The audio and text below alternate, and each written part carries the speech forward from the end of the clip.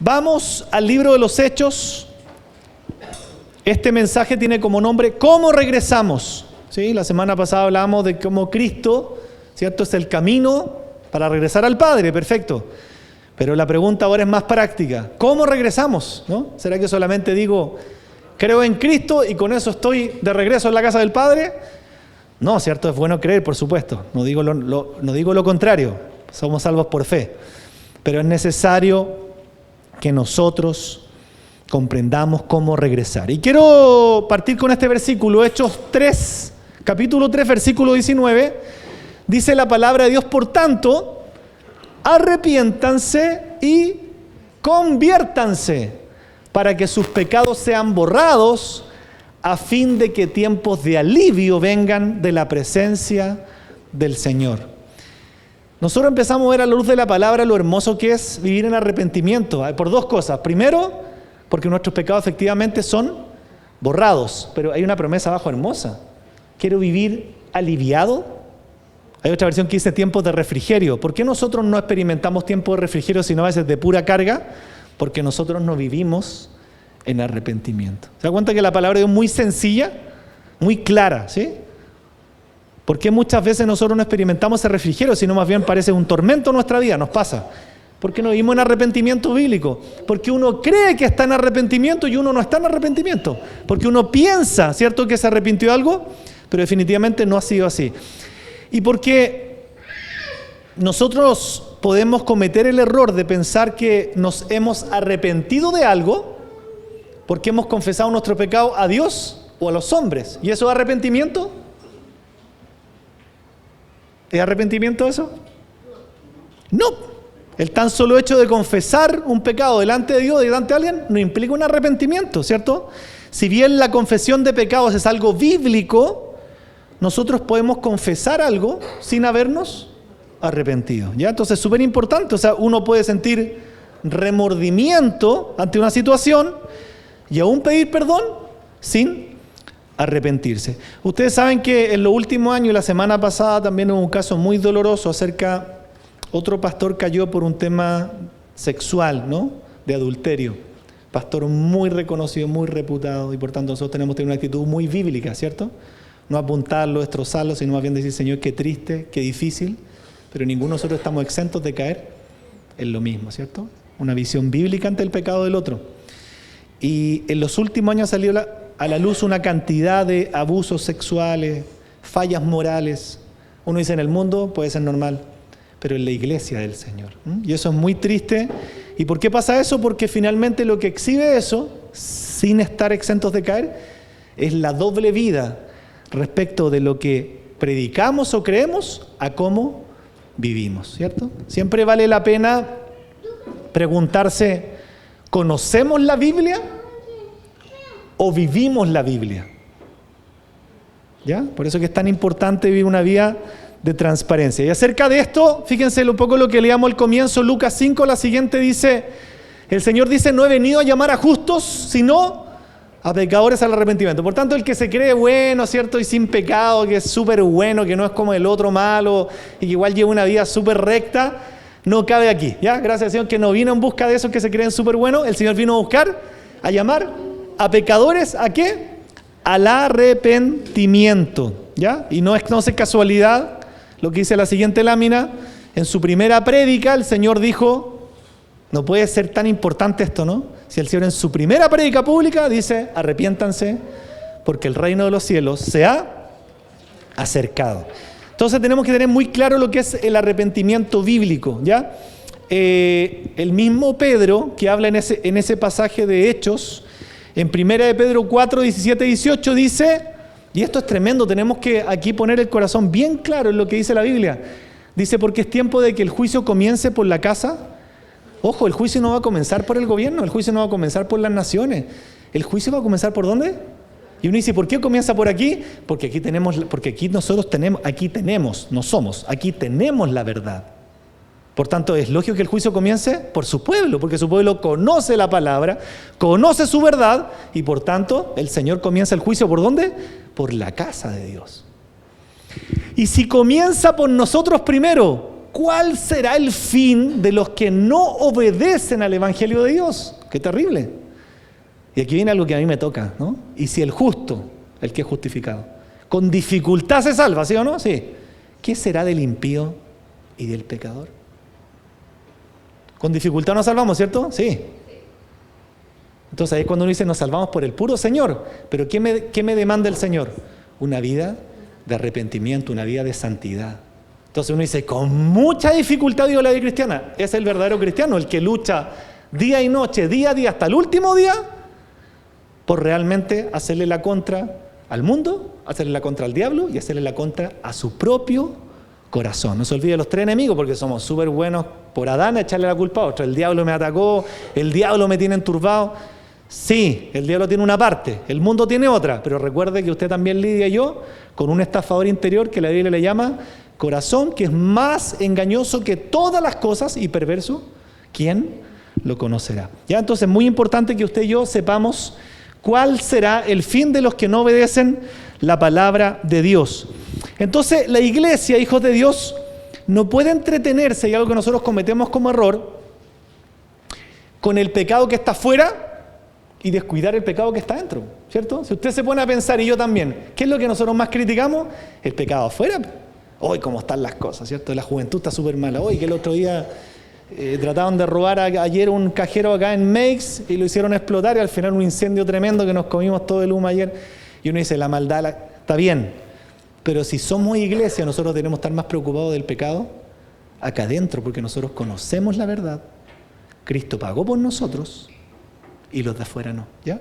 Algo que nosotros creo que hacemos mal, pero usted no lo voy a tocar ahora en profundidad, pero solo para que usted lo vea en su casa, en 1 Corintios 5, la Biblia enseña, y ojo con esto, ¿dónde primero, nosotros deberíamos juzgar? Yo sé que estoy haciendo una pregunta difícil, pero es que tenemos que ser bíblicos para todo. ¿Deberíamos juzgar nosotros? Sí. Por eso que tenemos que estudiar la Biblia. Por eso que tenemos que estudiar la Biblia. La Biblia enseña que nosotros debemos juzgar ¿a quién? A los de adentro. ¿Y a quién no debemos juzgar, enseña la Biblia? Muy bien. Muy bien, hoy día, gracias Señor, están pero, les cuento a los de Zoom y YouTube que aquí están pero respondiendo así, pero excelente. Exactamente, la Biblia enseña que nosotros deberíamos juzgar acá adentro. ¿Por qué? Porque acá adentro tenemos la palabra para juzgar nuestra vida y no juzgar a los de afuera. Y lo hacemos todo al revés, ¿cierto? Porque decimos, hoy el gobierno y todo está todo mal, juzgamos los de afuera, pero si usted juzga acá adentro dice, ¿y quién eres tú para juzgarme? O sea, eso es lo peligroso de no conocer la Escritura, lo hacemos todo al revés. Pensamos que está bien juzgar al mundo, cuando la Biblia dice que no debemos juzgar al mundo. ¿Y por qué nosotros no debemos juzgar al mundo? Porque ellos no conocen la verdad. Y porque dice, al mundo lo juzgará Dios. Pero la Biblia nos manda a juzgar la iglesia, sí. ¿Se da cuenta? Por eso le hace de tarea 1 Corintios capítulo 5, ¿ya? ¿Y qué es lo que es juzgar en la iglesia? Que entre nosotros nos santifiquemos, sencillamente. Hermano, pucha, no te he visto hace tiempo, ¿cierto? No me juzgues, no, eso no está bien. Gracias, hermano. No te he visto, mira, la verdad, has perdido, la Biblia llama a congregar, ¿no es cierto? Hoy día hablaba un poquito antes. Yo entiendo que hay gente que no puede venir, todas esas cosas, pero no es juzgar. La iglesia es comunión. Eso es el principio de la iglesia, comunión. Y esa comunión no se puede dar por Zoom o YouTube, ¿ya? No obligamos a nadie, pero cada uno le rendirá cuentas al Señor. No hay comunión por Zoom, no hay comunión por YouTube, por tanto no vale bíblicamente congregarme al yo ver una reunión. Estoy en desobediencia. Por supuesto, si por alguna razón entendible, ¿cierto?, que no pude la vista, bien, nadie está diciendo lo contrario, ¿cierto? Pero si yo asumo que por YouTube estoy en el cielo, no es así, ¿ya? ¿Eso es juzgar? Sí, bíblicamente. Y eso debemos hacerlo. ¿Ya? Pero no me referiré a eso. Otro día explicamos eso. Entonces, es importante que usted no juzgue lo de afuera, porque ellos no conocen a Dios ni la palabra. Eso lo juzgará a Dios. Y usted sí aprenda a juzgar en el cuerpo y a dejar que otro le hable bíblicamente. ¿Ya? No se trata de que nos andemos pegando palos. Se trata de que nosotros nos edifiquemos, nos animemos, nos amemos, nos acompañemos, también nos corrijamos, que hagamos toda la labor que Dios nos manda. Esto pasa en todo el pueblo cristiano. No se dejan juzgar adentro y juzgan afuera. Estamos totalmente al revés. La Biblia dice todo lo contrario, ¿cierto? Por eso cuando Jesús dice no juzguéis, estudia todo el pasaje. ¿A qué Jesús está diciendo en Mateo 7 no juzguéis? Y después dice, ¿a qué sí juzguéis? ¿Ya? Que es importante que nosotros conozcamos la verdad. ¿Se entiende? Bíblicamente no puede haber un avivamiento de Dios si no hay arrepentimiento. ¿Se entiende? Dios no puede avivar algo que no está arrepentido, algo que está sucio, algo que no está limpio. ¿Ya? O sea, el puro arrepentimiento no garantiza un avivamiento, tienen que haber otras muchas más cosas. Pero no puede haber un avivamiento sin que el pueblo de Dios se arrepienta. Y así fue siempre, desde los tiempos de la Biblia. Cada vez que era un avivamiento, el Señor siempre le estaba diciendo al pueblo que se arrepintiera, ¿no? Entonces, es la misma motivación que el Señor tiene en su palabra al llamarnos realmente a este arrepentimiento. Si usted se acuerda en las cartas de Apocalipsis, a las 7 iglesias, ¿cierto? El Señor pasó por las 7 iglesias y a cada una le dio, ¿se acuerda? Un mensaje, ¿cierto? Un mensaje. Y a una de ellas, a ver si se acuerdan, ¿a qué iglesia Dios le dio este mensaje? Yo estoy a la puerta y llamo, si alguien oye mi voz y abre la puerta, entraré a él y cenaré a él y él conmigo. ¿A qué iglesia Dios le dio este mensaje? ¿Se acuerdan? No es tan fácil, pero a la iglesia de la Odisea. ¿Ya? Y estoy completamente de acuerdo que esto esté en las 4 leyes, tiene sentido, ¿ya? Por supuesto que aquí está hablando en otro contexto, pero tiene sentido porque esto es un llamado al arrepentimiento, ¿ya? Que usted la ve en la 4ª ley del folleto de evangelización. Por eso que hay que compartir siempre, cuando usted comparta el evangelio, yo sé que hay gente que no le gusta hablar de pecado, y a veces me lo he dicho, pero yo trato de decirle, es que si no hablamos de pecado, no hay evangelio, ¿se entiende? Porque entonces el Señor, ¿a qué vino a pagar en la cruz si nosotros no hablamos de pecado? ¿Qué vino a pagar? Y entonces, ¿cómo me salvo yo si yo no reconozco primero que soy un pecador, que necesito el perdón y que el Señor me justifique delante del Padre? Sé que a muchos no les gusta hablar del pecado, pero si no hablamos del pecado, no hay evangelio. Y si no hay evangelio, no estamos cumpliendo con la misión de la iglesia, que es evangelizar al mundo, enseñar el evangelio. ¿Se entiende? O sea, el pecado es algo excluyente de hablar. ¿Por qué? Porque nosotros somos hijos de Dios y queremos compartir el evangelio. Entonces, a la iglesia de la Odisea, el Señor le hace este llamado al arrepentimiento. El mismo Señor que estaba a punto de vomitar, ¿cierto?, las palabras de esta iglesia, ¿se acuerdan? Porque ustedes son así como, no son ni fríos, ni calientes, porque son tibios los... yo creo que una vez lo explicamos, ¿cierto? Se refería por los ductos de agua que había. Ya, eso lo voy a explicar otro día, pero para que usted sepa bien cada contexto, entenderlo, por los ductos de agua, y era como lo más horroroso el agua tibia, ¿cierto? Entonces ustedes como que no son ni fríos ni calientes, los vomitaré. Pero antes de vomitarlos, ¿qué le dice el Señor? Pero si alguno, yo estoy a la puerta y llamo, es una palabra de arrepentimiento a la iglesia de la Odisea. Si alguno oye mi voz y abre la puerta, entraré a él y cenaré con él y él conmigo. Que es distinto cuando estudiamos las cosas en su contexto, ¿no? Entonces, el sello distintivo, y esto grábeselo en su corazón, ¿sí? O le pedimos al Espíritu Santo que esto lo grabe en el corazón. El sello distintivo de un verdadero hijo de Dios, de una verdadera hija de Dios, es una vida constante de arrepentimiento. ¿Ya? Creo que un error que cometemos todos es pensar que el arrepentimiento es el día que recibe a Cristo, ¿cierto? Entonces dejé mi vida pasada y me arrepentí. No, el sello distintivo de un cristiano verdadero, una cristiana verdadera, es que vive toda su vida en arrepentimiento hasta el último día. Pero tenemos que ser sabios en aprender, no tener cosas escondidas. Yo como soltero estoy luchando, como soltera luchando en algo, que es importante que lo sepa tu autoridad y 1 o 2 amiguitas. Ayúdame a luchar con esto, porque estoy a punto de dar un paso equivocado. Eso es una persona que teme al Señor. Casado, lo mismo. No solo al Señor y a mi pastor. También tengo 1 o 2 amigos que son casados a los que le puedo compartir mi lucha para no caer en adulterio. ¿Se entiende? Tenemos que aprender de eso. Por eso, ¿se da cuenta por qué es importante la comunión? ¿Por qué es importante venir y no quedarse en la casa?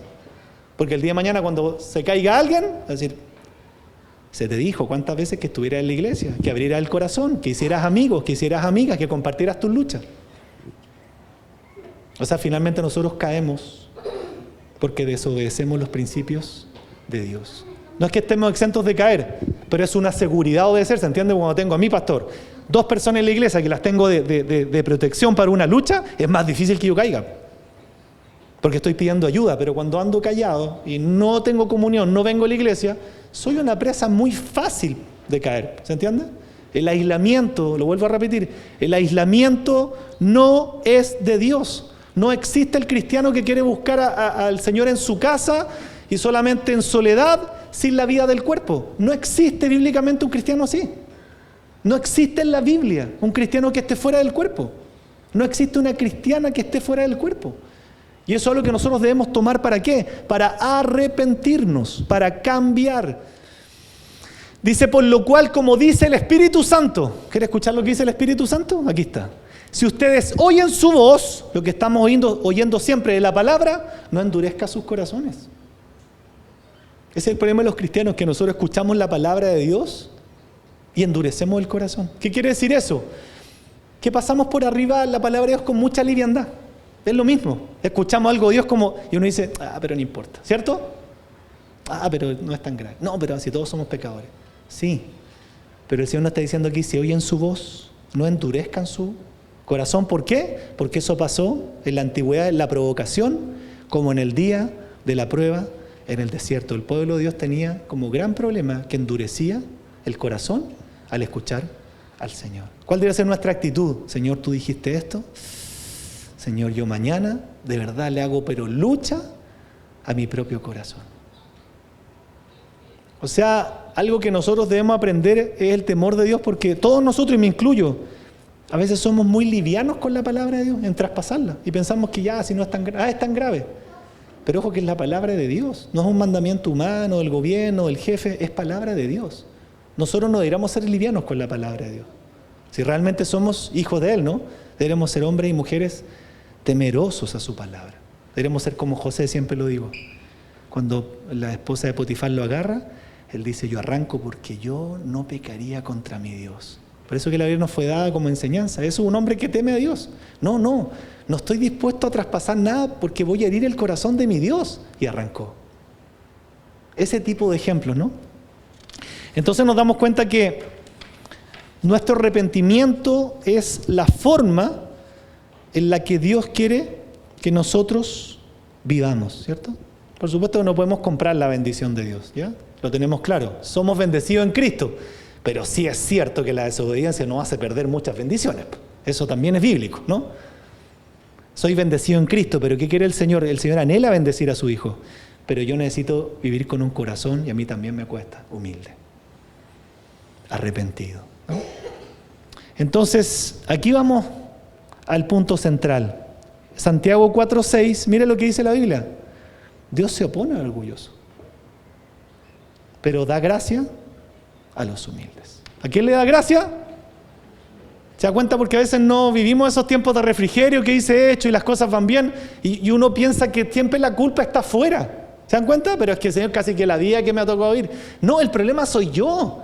Yo no estoy viviendo esa gracia porque yo no soy humilde, porque yo no soy obediente, porque yo no vivo en arrepentimiento, porque yo muchas veces me opongo a la palabra de Dios, no me doy cuenta. El tan solo hecho, y perdónenme, puede decir que es reiterativo, el tan solo hecho de no congregarme y oponerme a lo que Dios determinó.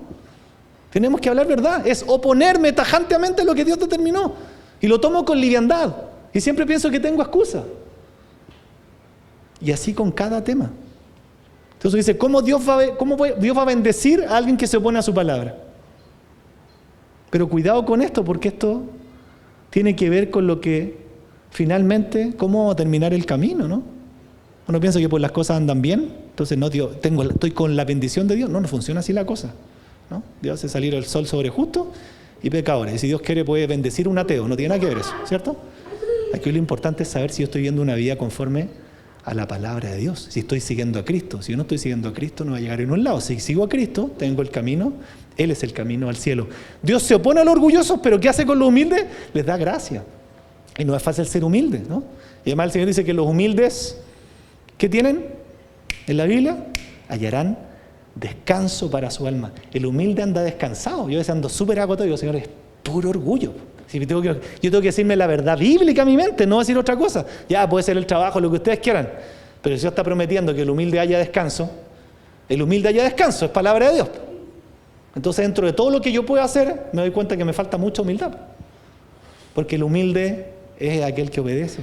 El humilde es aquel que es juzgado por su Señor. El humilde es el que agacha el moño. El humilde es el que vive arrepentido. El humilde es el que corrige su camino. El humilde es el que acepta la corrección.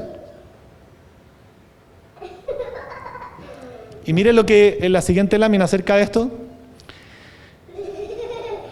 Mientras el orgullo se resiste, la humildad se rinde. ¿Lo dice el Señor? Me rinde.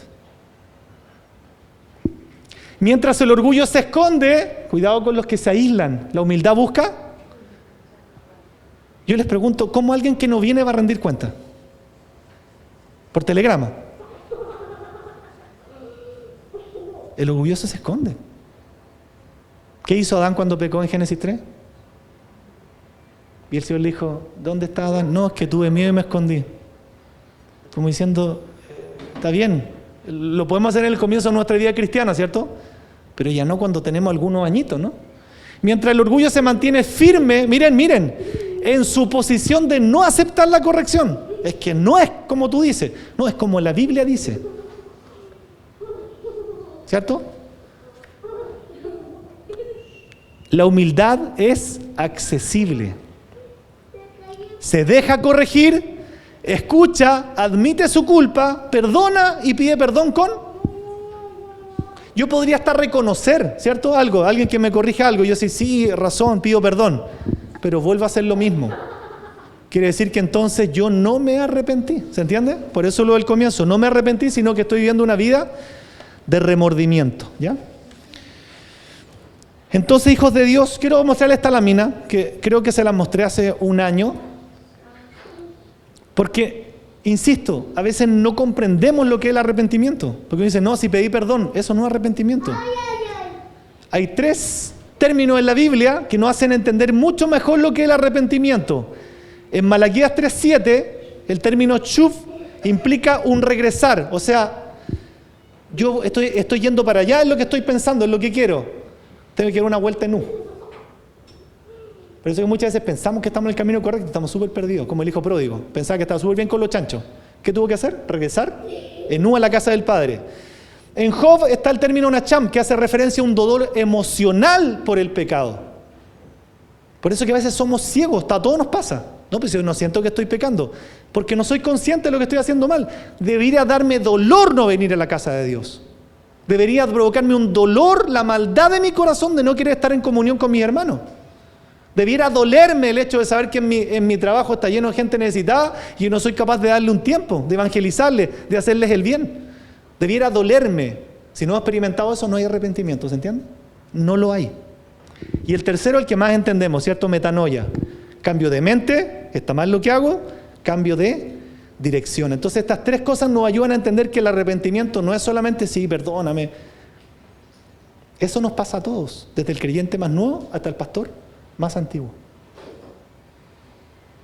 No vivimos muchas veces en arrepentimiento, ¿no? Entonces, ¿qué es el arrepentimiento? Miren, para que tomemos toda la Biblia, el arrepentimiento bíblico debe incluir un cambio de mente, convencerme primero aquí, no justificarme, no pelear aquí, no enojarme. Señor, tu palabra es verdad, listo, tienes razón, se acabó. Que me lleve a un cambio de parecer, a un dolor emocional por la desobediencia que estoy teniendo contra el Señor. Y eso me provoque dar literalmente la vuelta. Estoy caminando para allá, estoy pensando que la estoy haciendo de oro. No, es para allá. Y dar la vuelta en la dirección opuesta, que indica que yo me estoy alejando de esa desobediencia y me estoy acercando nuevamente a Dios. ¿Se entiende? Lo que es realmente un arrepentimiento. Entonces, si Dios nos llama bien arrepentimiento, uno puede decir perfectamente, Señor, lo mío a lo mejor no es un arrepentimiento porque he escuchado muchas veces tu voz, he escuchado muchas veces instrucciones de tu palabra y aún yo me mantengo en una posición de no hacerlas, o hacerlas a media, o hacerlas al 20%, o hacerlas de repente. Está bien, pero nos corresponde siempre venir delante de Dios con la verdad. Si no hay arrepentimiento, entonces va a haber un problema profundo en el corazón. Que el arrepentimiento el Señor lo hace en base a su carácter misericordioso. Esa es la forma que debemos entenderla, porque esa es la forma bíblica, ¿no? Uno quisiera la justicia de inmediato, ¿cierto? Les pasa a ustedes, pero esa es la justicia humana, ¿cierto? Como que el Señor, ¿por qué no mete su mano ahí si están haciendo el mal? Pero si me queda el Señor nos va a aplicar justicia a nosotros cada vez que pecamos. Entonces siempre pide usted misericordia. Porque está como el Señor con nosotros a veces esperado años en algo que nos arrepintamos, entonces la actitud debe ser igual respecto de nosotros. ¿Y por qué Dios nos llama al arrepentimiento? Por su carácter misericordioso. Nada más que por eso. Pero es muy importante lo que dice acá también 2 de Pedro 3:9, porque el Señor no se tarda en cumplir su promesa, según algunos entienden la tardanza. El Señor no venía en 2000 años. Y aquí viene la respuesta: no es porque el Señor se retarde, sino que es paciente, y aquí está mostrando su misericordia para con ustedes, no queriendo que nadie perezca, sino que todos vengan al arrepentimiento. Piense usted en su vida, yo pienso en la mía. ¿Cuánto tiempo Dios le esperaba que usted se arrepiente y yo me arrepienta de ciertos pecados? O aún todavía que usted está ahí en la lucha con el Señor y le da con ir en contra y le dice, como Jonás, no, es para el otro lado, o sea, listo. ¿Cuán misericordioso es el Señor? ¿Se entiende? No nos ha puesto un muro, un palo en la cabeza. Pero es porque Dios no está dando ese tiempo para que nosotros hagamos el triple arrepentimiento, ¿cierto? Shuv, Nacham y Metanoia. Oye, ¿estás yendo para allá? Te estoy hablando a través de 20.000 Natán, que es para el otro lado. Chuta, Señor, perdóname. Porque lo triste sería que el Señor nos estuviera años esperando para decir nosotros, no, sigo para allá. Como un Nabucodonosor. Oye, Nabucodonosor lo estaba haciendo mal. Nabucodonosor. Dice la Biblia que Dios nos libre, ¿no? Yo pienso que Dios es muy misericordioso. Que Nabucodonosor pasó a ser como una mente de animal. Porque no entendía. Pero eso fue mejor que él se fuera al infierno. ¿Y qué pasó después de que se dio como una verdadera bestia? Se arrepintió. ¿Se entiende? O sea, nosotros los cristianos tenemos que tener muy claro el tema del arrepentimiento. Pero claro en la vida. No me he arrepentido de esto, otro. No hay arrepentimiento.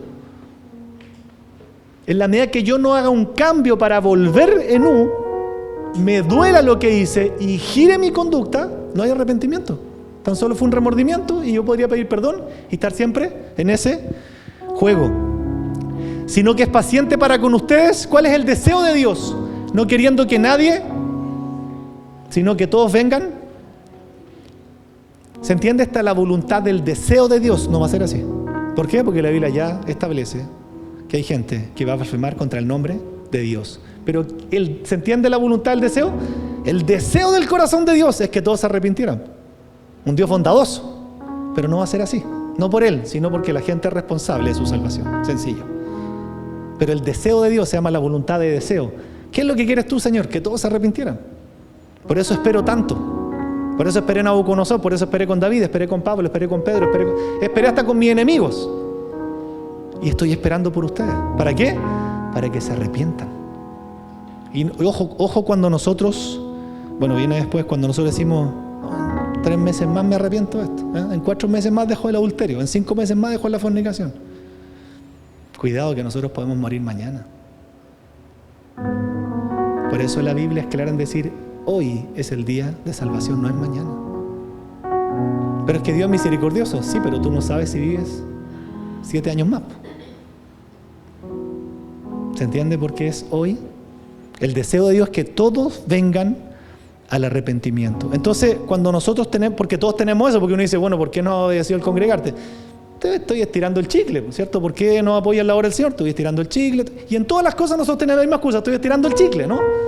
Estoy esperando que, ¿cierto?, venga algo para yo hacer eso. Pero miren lo que dice Romanos 2, cuando nosotros tenemos esa actitud de postergar nuestro arrepentimiento. El apóstol Pablo les dice, o tienes en poco las riquezas de su bondad, tienes en poco, estás menospreciando la tolerancia del Señor y su paciencia, ignorando que la bondad de Dios te guía al arrepentimiento. Cuando tú estiras el arrepentimiento, lo que estás haciendo es ignorar, menospreciar la bondad de Dios, menospreciar su tolerancia, su paciencia. ¿Y qué es lo más grave? Estás ignorando que es su bondad, su carácter misericordioso lo que te está llevando al arrepentimiento. ¿Se lo explico un poquito más fuerte? Tú estás pisoteando la sangre de Cristo.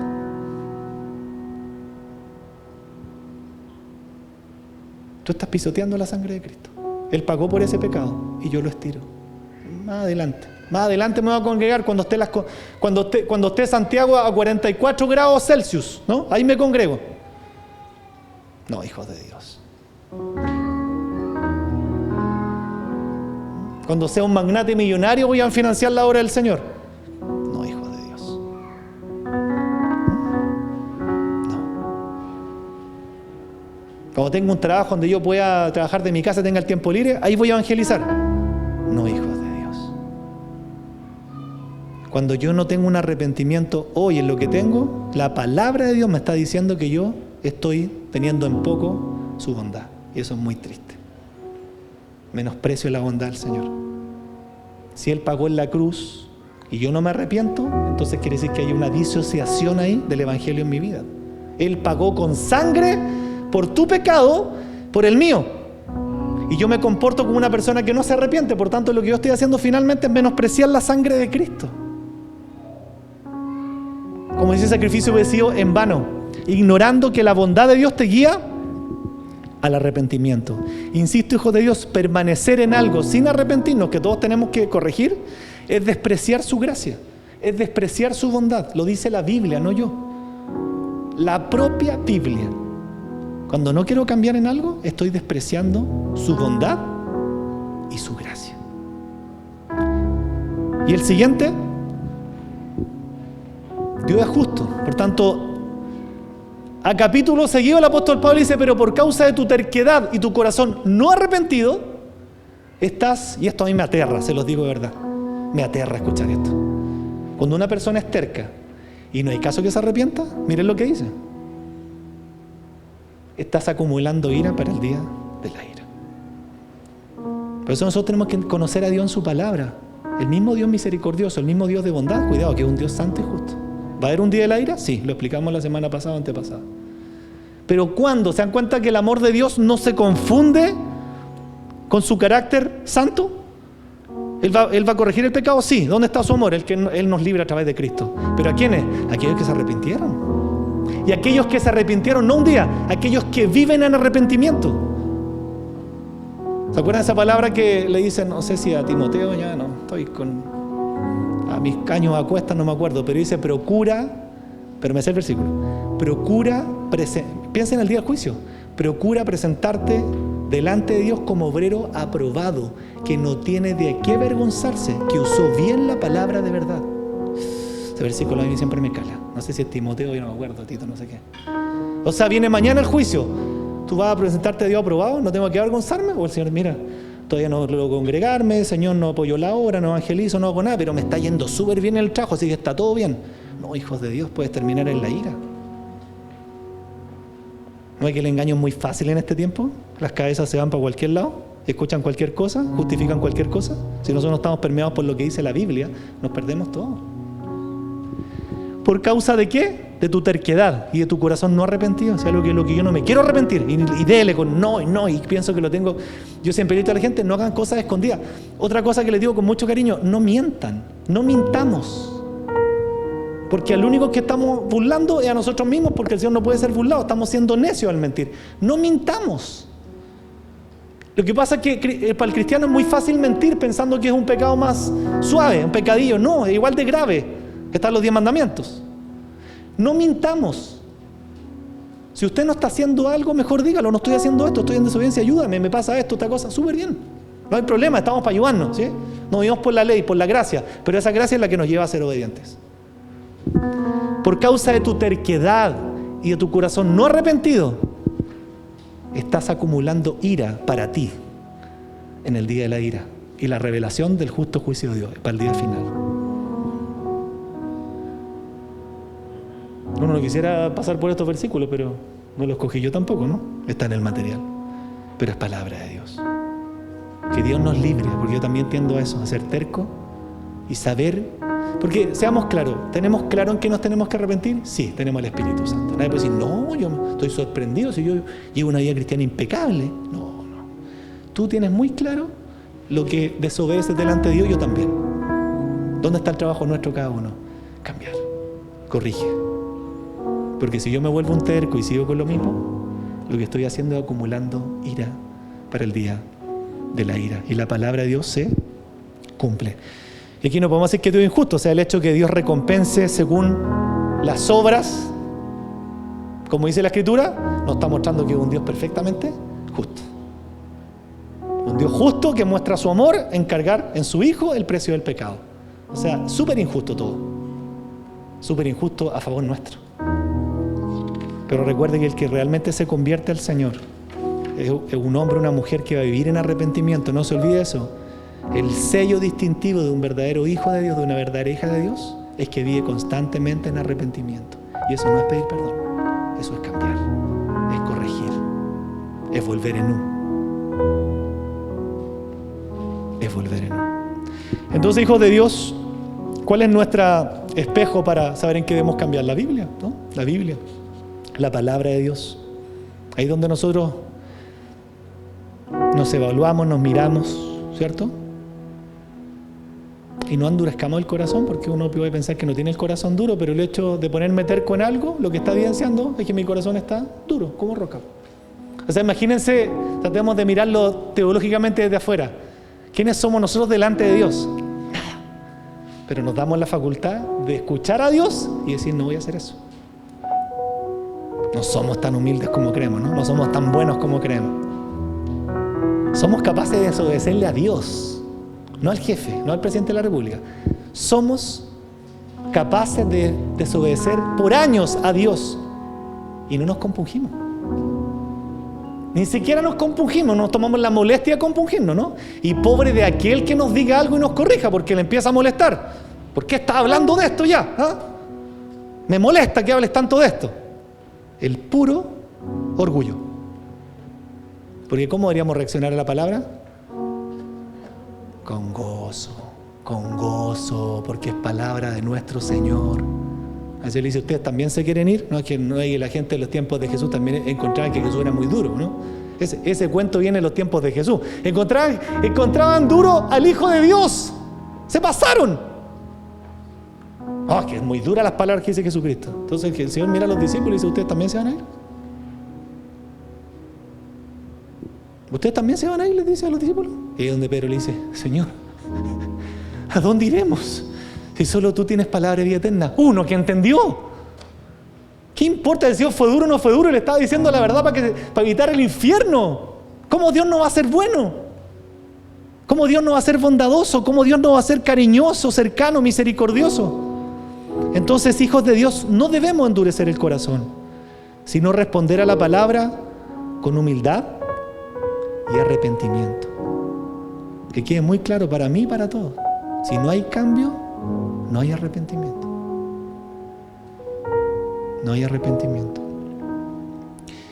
Y sin arrepentimiento es muy difícil mi comunión con Dios, ¿no? Sin arrepentimiento es muy difícil encajar una bendición extra bíblica, ¿no? ¿Por qué? ¿No dijiste que la bendición está en Cristo? Sí, pero la evidencia de ser un cristiano y estar en Cristo es que yo soy un hombre que vive en temor, en obediencia, en arrepentimiento.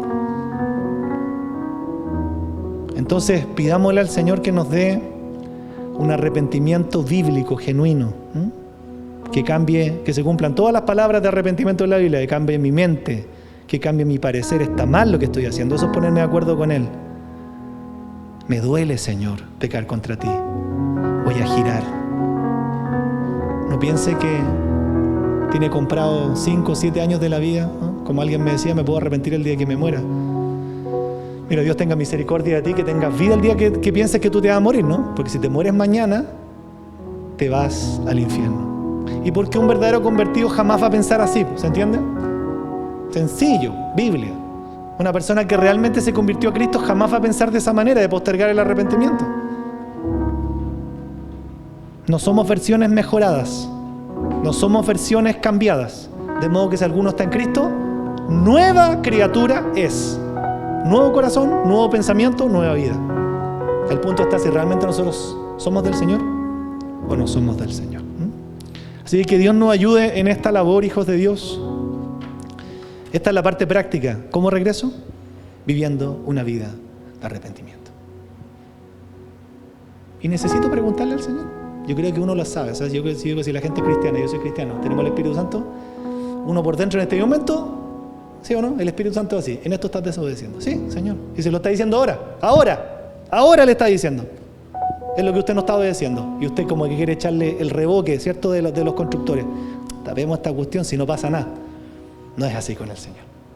El Señor es paciente, pero no acumule ira para el día de la ira, porque eso es terrible, terrible, terrible. Y Dios ya pagó mediante la vida de su Hijo a precio de sangre para que nosotros fuéramos salvos justamente de la ira del propio Dios que es santo y justo. Eso es el Evangelio. Oremos. Padre, muchas gracias por este tiempo. Señor, tú en todo lugar,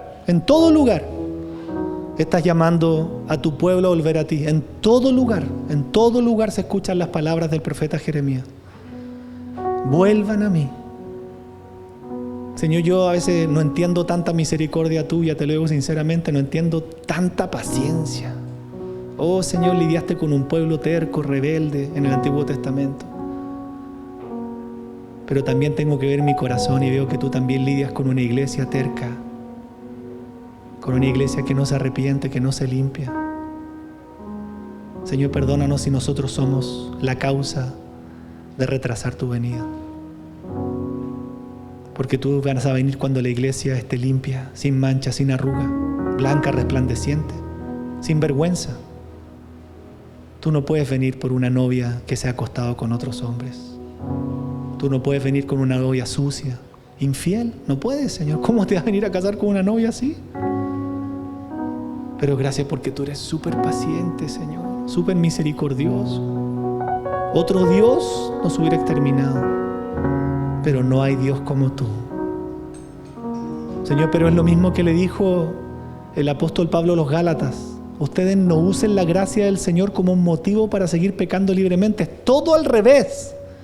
Usen la gracia como un motivo para obedecer. Perdónanos si nosotros somos esas personas de Romanos capítulo 2 que no hemos querido arrepentirnos de algo, que hemos sido tercos. Perdóname, Señor. Yo te pido perdón por mi corazón, mi familia, por este ministerio, por la iglesia, por todos nosotros.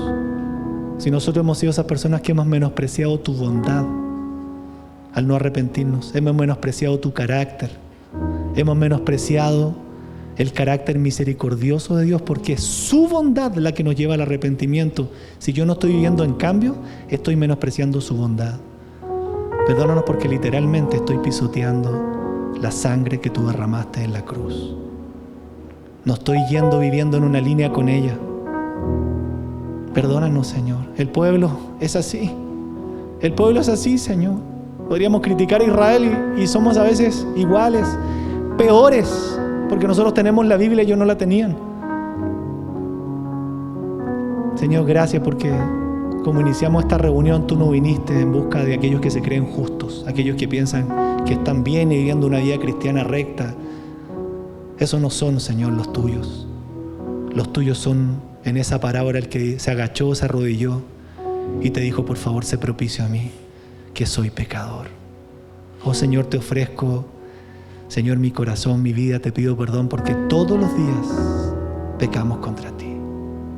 Todos los días tenemos que hacer oraciones de confesión porque todos los días herimos el corazón de Dios.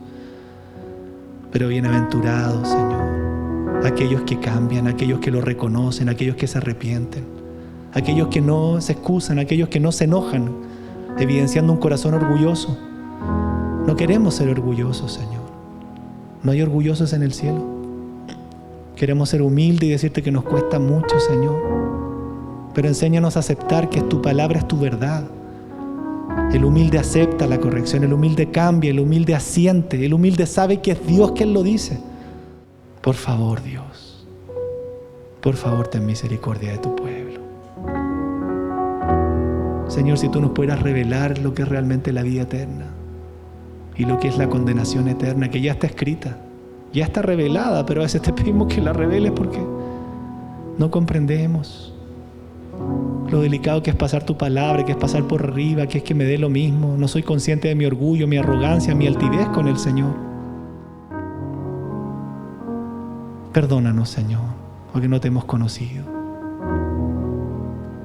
¿De qué le sirve al hombre ganar el mundo entero si pierde su alma? ¿De qué?